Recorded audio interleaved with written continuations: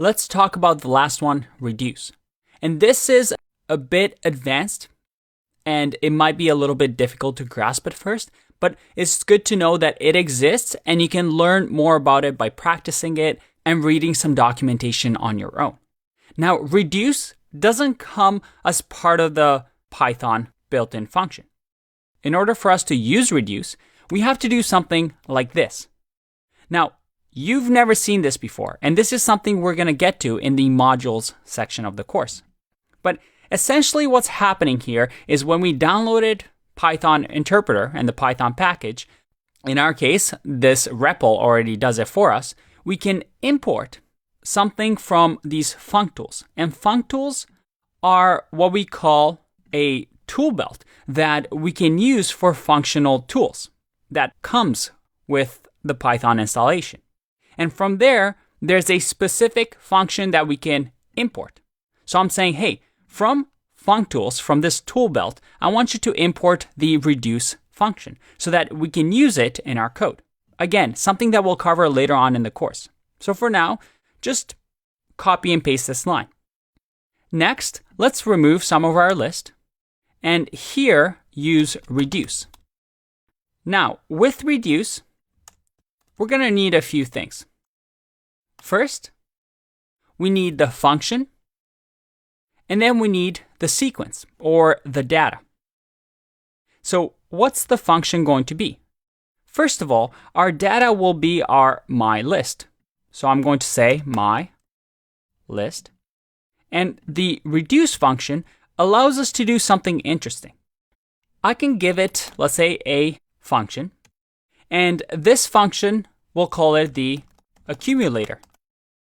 And the accumulator takes two parameters. And remember, this is going to be called by reduce. So reduce is going to be in charge of giving these two parameters from the data that we give it, which is my list. The first parameter is going to be what we call the accumulate, or in my case, the ACC. And then here is going to be the item.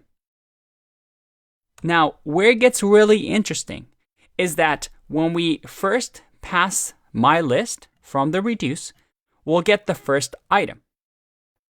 The first item will be in this parameter.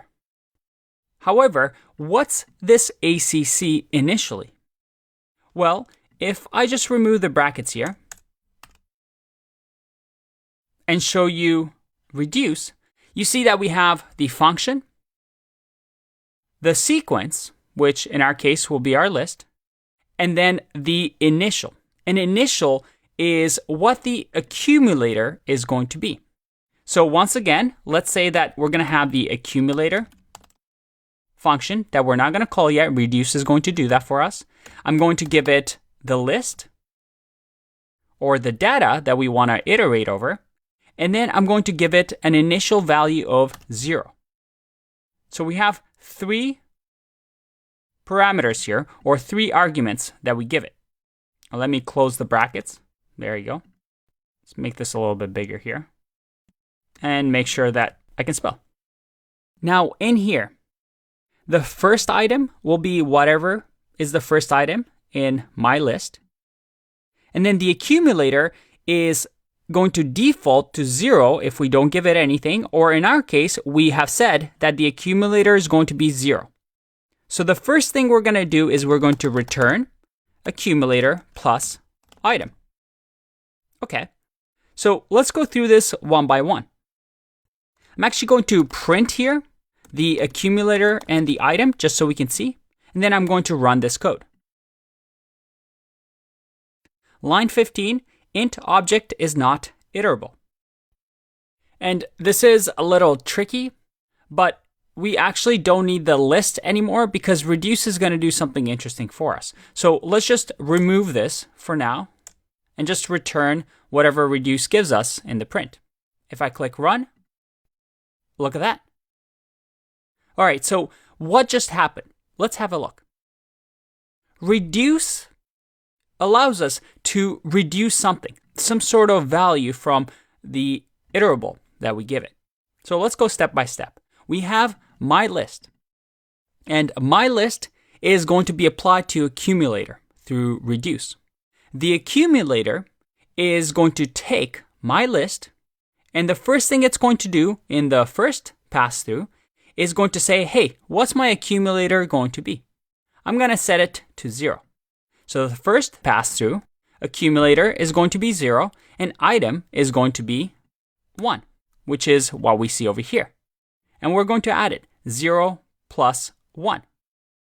So now we have returned 1.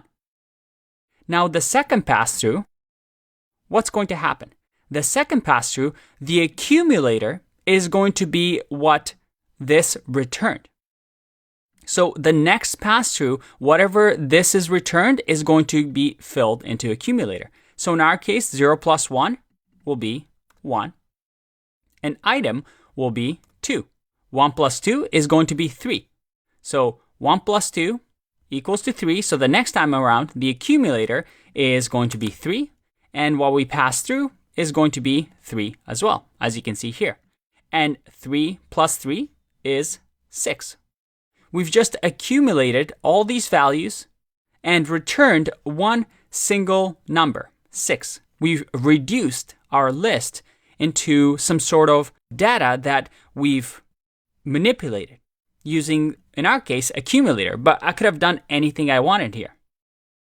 So if, for example, I change this to now equal 10, what do you think will happen? If I click run, I get 16 because I started my initial accumulator with 10. So it was 10 plus 1, then so on and so forth. Now reduce is really, really powerful because you can do a lot of things with it. It's really, really flexible. And actually underneath the hood, functions like map, filter, are actually using this reduce underneath the hood. So you can actually build your own map and filter function using reduce. Again, reduce is a little hard to understand at first, and it does take a bit of practice to really use it. But it's one of those things that advanced programmers really, really love, and you'll see more and more of throughout your career as you get better and better. I'll see you in the next one. Bye-bye.